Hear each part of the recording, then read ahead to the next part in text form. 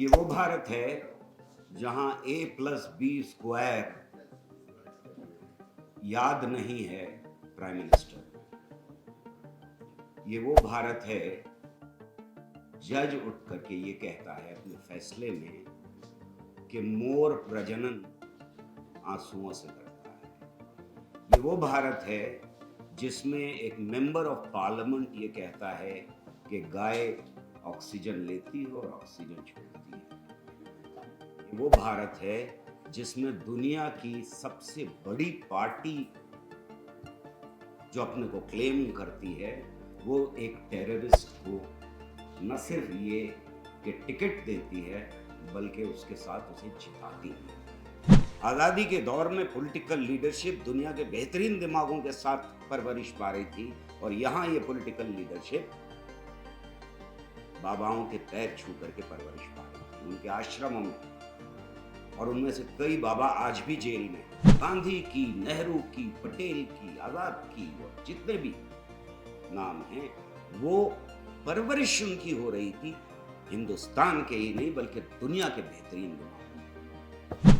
कि वो वक्त था जब 30% से कम लोग अपनी दस्तखत कर पाते थे इस मुल्क में, और एक आदमी लगातार अपनी पब्लिक मीटिंग्स में बार बार scientific temper, science and technology की बात करता है।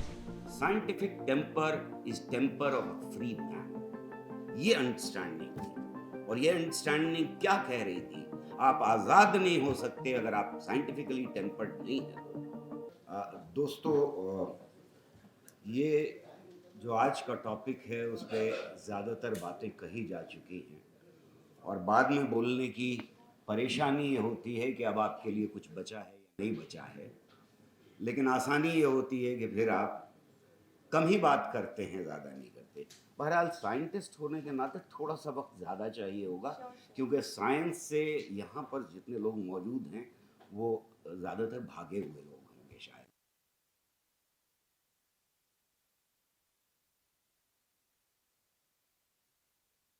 2014 के बाद भारत वो भारत है जहां गणेश जी प्रमाण हैं हमारी पुराने ज़माने में टेक्नोलॉजी का। ये वो भारत है जहां A+B²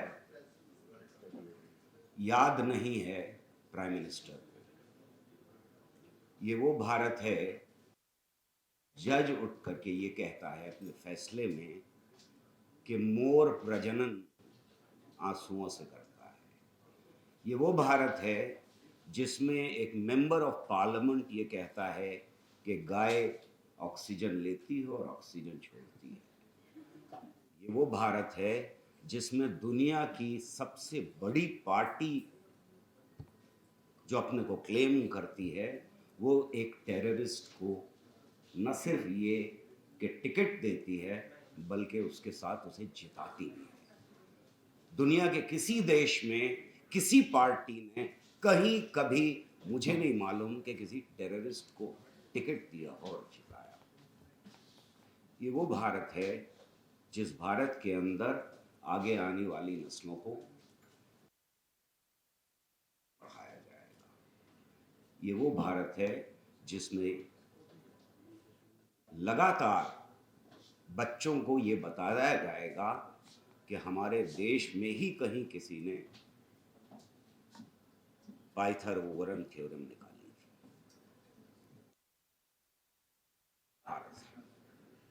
ये एक ऐसा भारत है जिसकी हमने कोई कल्पना नहीं की थी। कुछ लोगों ने जरूर इस भारत का ख्वाब देखा था, लेकिन इस भारत को समझने के लिए हमें उस भारत की बात करनी पड़ेगी जो आजादी के फौरन बाद का भारत है। एक ऐसा भारत जो बिल्कुल टूटा फूटा, जख्मी और पूरी तरह से गरीब भारत था। एक ऐसा भारत जिसका खून चूस करके इंपीरियलिज्म उसे तड़पता छोड़ गया। और तब लीडरशिप कह रही थी कि हम साइंटिफिक टेम्पर के आधार के ऊपर, साइंस और टेक्नोलॉजी के आधार के ऊपर नए भारत का निर्माण करेंगे। ये बहुत अद्भुत बात है। पता नहीं आप में से कितनों ने इस बात को सोचा होगा कि उस वक्त की लीडरशिप ये किस बेसिस के ऊपर कह रही थी, क्यों कह पा रही थी कि आगे आने वाला वक्त साइंस एंड टेक्नोलॉजी के आधार पर नई नस्लों की दिमागों को रोशन करेगा और इस देश को तरक्की की राह पर डालेगा। दोस्तों, ये इसलिए कह पा रहे थे, वो कहीं आसमान से नहीं टपके थे। नेहरू हो, गांधी हो, पटेल हो, मौलाना आजाद हो, आप कोई नाम ले लीजिए, वो आसमान से टपके हुए लोग नहीं थे। और वो साइंटिस्ट भी नहीं थे, वो वैज्ञानिक हरगिज नहीं थे, वो पॉलिटिशियन थे और थ्रू एंड थ्रू पॉलिटिशियन थे। जिस आदमी ने साइंटिफिक टेम्पर हिंदुस्तान में बात की लगातार, उस आदमी ने कभी जिंदगी में ट्राइपॉस किया था जिसमें फिजिक्स, केमिस्ट्री, मैथमेटिक्स पढ़ी, वो भी मारे मांगे, क्योंकि बाप का ये ख्वाब था कि वो एडमिनिस्ट्रेटिव सर्विसेज में जाए, और उसके बाद का दौर जो है बदलाव आ गया, उन्हें पसंद नहीं आई और उन्होंने वकील बनना पसंद किया। तो ये साइंटिस्ट नहीं थे।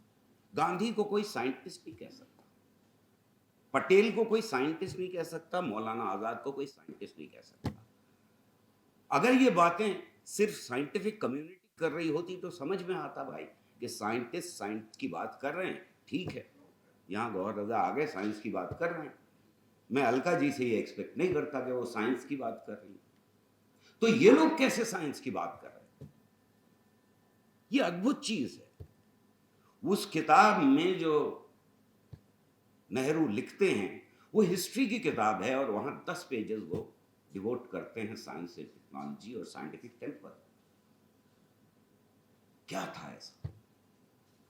अगर कुछ था तो ये था कि फ्रीडम मूवमेंट के दौरान बेहतरीन दिमागों के साथ ये परवरिश पा रहे थे। गांधी की, नेहरू की, पटेल की, आजाद की और जितने भी नाम हैं, वो परवरिश उनकी हो रही थी हिंदुस्तान के ही नहीं बल्कि दुनिया के बेहतरीन दिमागों में।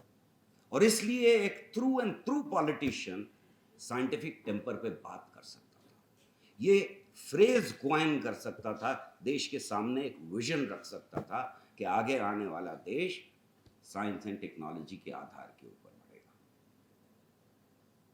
और इस देश में एक कंसेंसस क्रिएट किया गया था कि हम अगली नस्लों को साइंटिफिकली टेम्पर्ड बनाएंगे। और क्या था ये साइंटिफिक टेम्पर? ये साइंटिफिक टेम्पर था, scientific temper is temper of a free man. ये अंडरस्टैंडिंग थी। और ये अंडरस्टैंडिंग क्या कह रही थी? आप आजाद नहीं हो सकते अगर आप साइंटिफिकली टेम्पर्ड नहीं है तो, और अगर आपको साइंटिफिकली टेम्पर्ड होना है तो आजाद होना पड़ेगा। एक और जगह नेहरू कह रहे हैं कि साइंटिफिक टेम्पर वो चीज है जो आपको नए डेटा की बेसिस के ऊपर पुरानी सारी मान्यताओं को झटक देने की हिम्मत देता है, हर एक को परखने की हिम्मत देता है। ऐसा नहीं है कि ये नेहरू पहली बार कह रहे थे, इसके ऊपर डिस्कशन हो चुके थे, लेकिन इतनी खूबसूरती से अवाम के सामने रख रहे थे और कह रहे थे कि साइंटिफिक टेम्पर का मतलब ये है कि जो कंक्लूजन्स हम लैब के अंदर निकालते हैं, जो तरीके हम लैब के अंदर इस्तेमाल करते हैं, उनको जिंदगी में इस्तेमाल करना बियॉन्ड 4 वॉल्स ऑफ लेबोरेटरी जब इस्तेमाल किया जाता है तो उसे साइंटिफिक टेम्पर कहा जाता है। सोचिए एक बार फिर कि वो वक्त था जब 30% से कम लोग अपनी दस्तखत कर पाते थे इस मुल्क में, और एक आदमी लगातार अपनी पब्लिक मीटिंग्स में बार बार scientific temper, science and technology की बात कर रहा था। 80 का दौर, वो पुरानी लीडरशिप खत्म हो चुकी है। यहां से शुरू होता है बाबाओं का दौर। जो लोग मेरी उम्र के हैं वो इस दौर को बहुत अच्छी तरह से जानते हैं। दिल्ली में लगातार सिर्फ जगरते नहीं हो रहे थे, जवाबी जगरते भी हो रहे थे। टेलीविजन के ऊपर रामायण का सीरियल धूप के साथ देखा जाता था। ये बदलाव का एक दौर था। ये बदलाव का दौर था उन फोर्सेस का जिन्होंने कभी साइंटिफिक टेम्पर में यकीन नहीं किया। साइंस एंड टेक्नोलॉजी की सारी सहूलतें उन्हें चाहिए थी, लेकिन साइंस बर्दाश्त नहीं की, क्योंकि साइंस आपके जहन को बदलती है, आपके दिमाग को बदलती है। और तब वो लोग पैदा हो रहे थे इस देश के अंदर जिनको आज हम बाबाओं के नाम से जानते हैं। ये बाबा छुटपुट थे। आज इनमें से 10 बड़े बाबा ऐसे हैं जिनका टर्नओवर ईयरली किसी भी साइंटिफिक इंस्टीट्यूशन से ज्यादा है। वो इंडिपेंडेंटली चांद के ऊपर जाने के लिए जो बजट है हमारा, वो लॉन्च कर सकते हैं।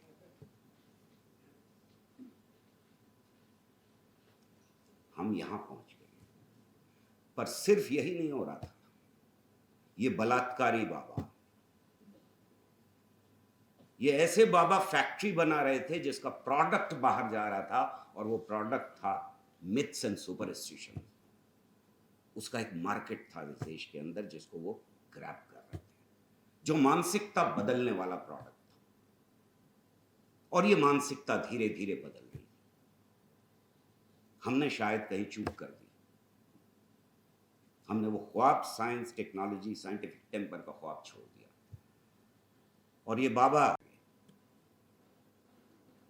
पर सिर्फ ये नहीं हो रहा था, कुछ और भी हो रहा था। एक पॉलिटिकल लीडरशिप उभर रही थी जो इन बाबाओं के पैर छू करके उभर रही थी। आजादी के दौर में पॉलिटिकल लीडरशिप दुनिया के बेहतरीन दिमागों के साथ परवरिश पा रही थी, और यहां ये पॉलिटिकल लीडरशिप बाबाओं के पैर छू करके परवरिश पा रही थी, उनके आश्रमों में, कि उन्होंने किस तरह से बाबाओं के कब कब पैर छुए। और उनमें से कई बाबा आज भी जेल में। तो एक तरफ ये माफिया था जो पॉलिटिकल लीडरशिप की सूरत में ऊपर उभर रहा था, और दूसरी तरफ बाबा थे। इनके बीच में एक नाजायज गठबंधन हमें दिखाई देता है। 2014 के बाद ये पॉलिटिकल लीडरशिप इस देश के ऊपर कब्जा कर लेती है। क्या एक्सपेक्ट करते हैं आप इस पॉलिटिकल लीडरशिप से? ये नेहरू की तरह किताब लिखेंगे?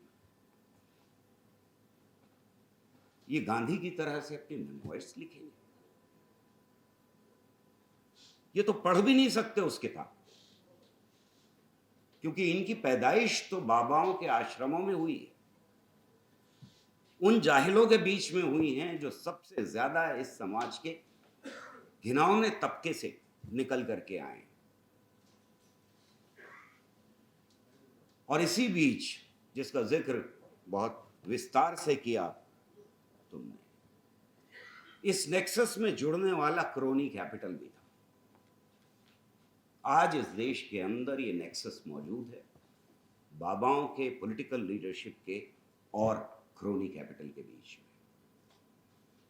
मेरे ख्याल में हमारी लड़ाई मुश्किल लड़ाई है, लेकिन उतनी मुश्किल नहीं है जितनी हमारे पूर्वजों ने लड़ी थी अंग्रेजों के खिलाफ, जिनका सूरज नहीं डूबा करता था। मुझे पूरी तरह से यकीन है कि नई नस्लें इस लड़ाई को न सिर्फ लड़ेंगी बल्कि जीतेंगी भी। एक बात मैं यहां प्रेस क्लब में हूं और कहना चाहता हूं, और वो ये है कि जब फैशिज्म आता है तो हम एक पुर्जा बन जाते हैं। एक इंडिविजुअल शहरी एक पुर्जा बन जाता है जो हमें सामने होता हुआ दिखाई देता है। और वो पुर्जा इस तरह से बन जाता है कि जब आप किसी चैनल को ज्वाइन करते हैं और फिर किसी गौहर रजा के घर आते हैं, आपका इंटरव्यू चाहिए, और जब वो गौहर रजा आपसे पूछते हैं कि इतना जहर क्यों फैला रही है तुम्हारी चैनल, तो आप कहते हैं कि मैं तो क्या कर सकता हूँ, मैं तो इंडिविजुअल हूँ साहब, मैं तो नौकरी कर रहा हूँ। तो आप जब नौकरी कर रहे होते हैं तो अपने खानदान के लिए, अपने बच्चों के भविष्य के लिए कर रहे होते हैं, पर आप उस चैनल पे अपने बच्चों का भविष्य बर्बाद करने का काम कर रहे होते हैं।